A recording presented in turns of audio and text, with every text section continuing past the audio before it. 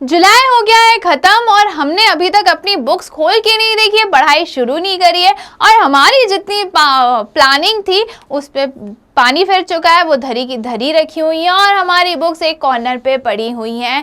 तो आज हम इसी के बारे में बात करने वाले हैं। Welcome to step up academy.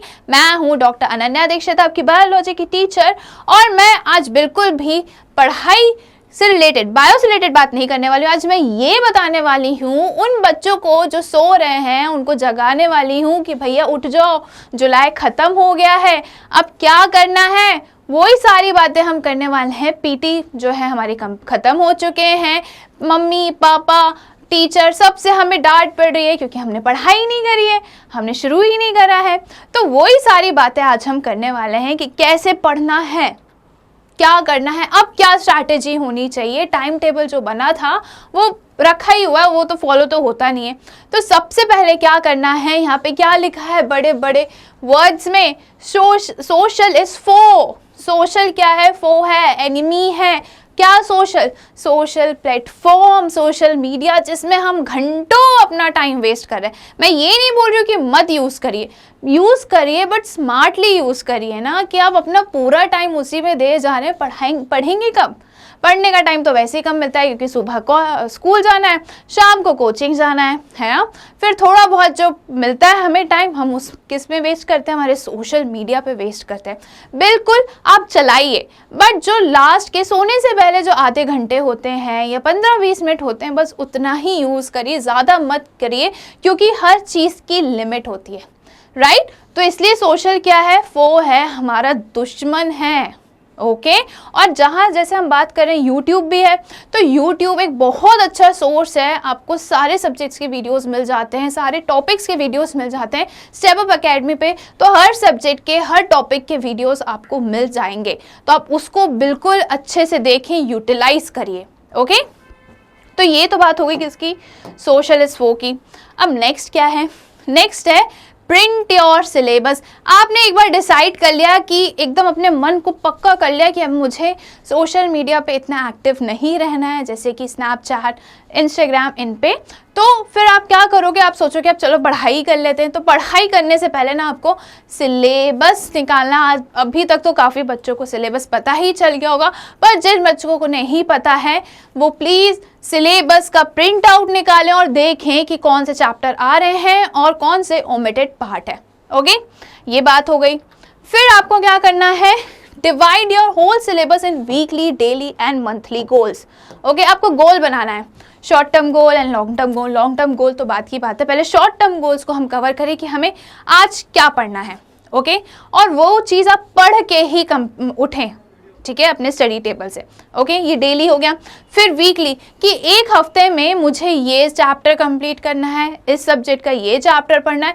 ये सारी चीज़ें आप अपने माइंड में सेट कर लें या फिर कहीं पे लिख लें कि कितना सिलेबस को जो है वो वीकली, डेली और इसमें डिवाइड कर लें। ओके फिर मंथली में मुझे मंथ में कितने चैप्टर्स कंप्लीट करने, कौन सा सब्जेक्ट पढ़ना है, ये पूरा आपको डिवाइड करना है और उसके अकॉर्डिंग ही पढ़ना है। क्या होगा कि एक दिन आप नहीं पढ़ पाए, ओके अब आप देखोगे यार मंथ खत्म हो रहा है, वीक खत्म हो रहा है और मैं लैग कर रहा हूँ, तो आप क्या करोगे? थोड़ी स्पीड बढ़ाओगे, अपना फोकस रखोगे कि मुझे ये कंप्लीट करना ही है इस मंथ। मैं इसको अगले महीने के लिए नहीं छोड़ूंगा, क्योंकि अगले महीने के लिए तो मेरे पास और दूसरे टास्क हैं और दूसरे सब्जेक्ट्स हैं, चैप्टर्स हैं जिन्हें मुझे कवर करना है। इसलिए ये बहुत ज़रूरी है। ओके ये बताता है कि आपने कितनी पढ़ाई करी और आप कितने लैग कर रहे हैं। फिर थर्ड आता है रीड एनसीईआरटी बुक। बहुत सारी बुक्स हैं, मैं समझती हूँ, पर एनसीईआरटी को तो थॉरली रीड करना है, उसको पढ़ना है, उसके बाद दूसरी बुक्स आती हैं। अगर आपको एनसीईआरटी से कोई टॉपिक नहीं समझ में आ रहा है तब आप दूसरी बुक यूज़ कर सकते हो, बट एनसीईआरटी को अच्छे से पढ़ना है, सबसे अच्छी बुक यही है। ओके फिर क्या करना है? आपको अपने खुद के नोट्स बनाने हैं। एनसीईआरटी बुक पढ़ ली, रेफरेंस बुक पढ़ ली, जिससे जो समझ में आया उसको अपने वर्ड्स में लिखना है, अपने नोट्स बनाने हैं, किसी और पे डिपेंडेंट नहीं रहना है। ओके नोट्स अपने बनेंगे तो इसका मतलब ये है कि हाँ हमें समझ में आ रहा है और जो हमें समझ में आ रहा है हम वही लिख रहे हैं। ओके तो ये सारी चीज़ें आपको करना है और इसी से इसी से जो होगा आप अपना अगस्त, सितंबर, अक्टूबर अच्छे से यूटिलाइज कर सकोगे, एफिशिएंटली यूटिलाइज कर सकोगे, राइट। क्योंकि अब जुलाई तो खत्म हो गया है और जो बच्चे सो रहे हैं उनको तो जगाना है ही। ओके, फिर क्या करना है, सैम्पल पेपर ऑफ PYQs तो बहुत ज़रूरी है। जब तक आप क्वेश्चन सॉल्व नहीं करोगे तब तक पता कैसे चलेगा कितने पानी में हो। Practice makes the man perfect, right. तो क्वेश्चंस तो सॉल्व करने ही हैं।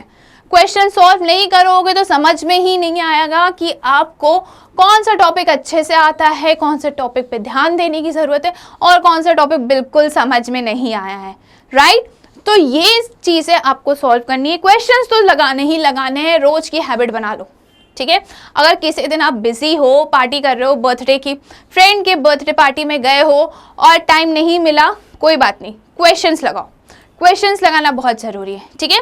जो भी आपने प्रीवियस टॉपिक पढ़े हैं आप उसके ही क्वेश्चंस देखो, जो लॉन्ग आंसर्स हैं, MCQs हैं, शॉर्ट आंसर्स हैं, उनको देखो। ओके, तो ये बात हो गई सैम्पल पेपर की।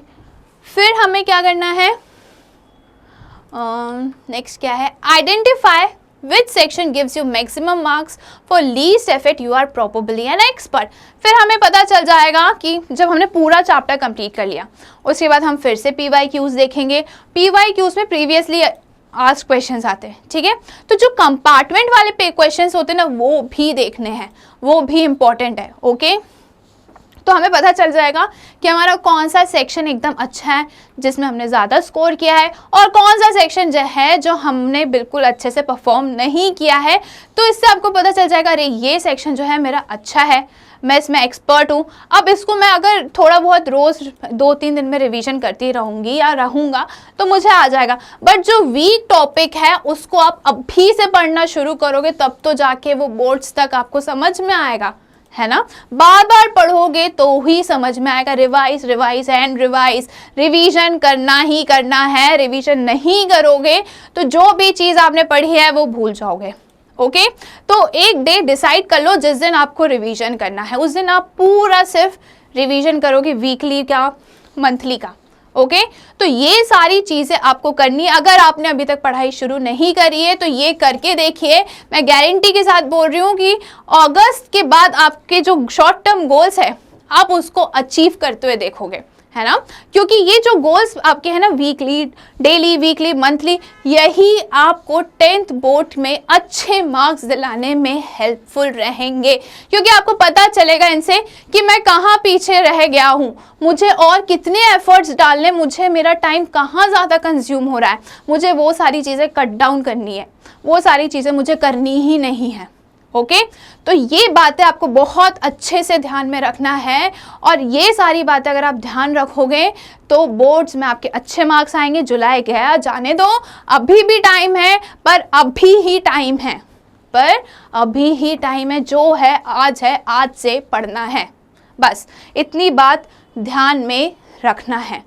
तो ये जो है, आई होप आपको अच्छा लगा होगा वीडियो। ऐसी और वीडियोस देखने के लिए आज ही स्टेप अप एकेडमी को सब्सक्राइब करिए, जहां पे आपको आपके सब्जेक्ट के सारे टॉपिक्स के वीडियो, सारी क्लास के वीडियोस मिलते हैं बिल्कुल फ्री ऑफ कॉस्ट। साथ ही साथ कॉम्पिटिटिव एग्जाम जैसे कि नीट, JEE, CUET की भी प्रिपरेशंस होती हैं। Thank you.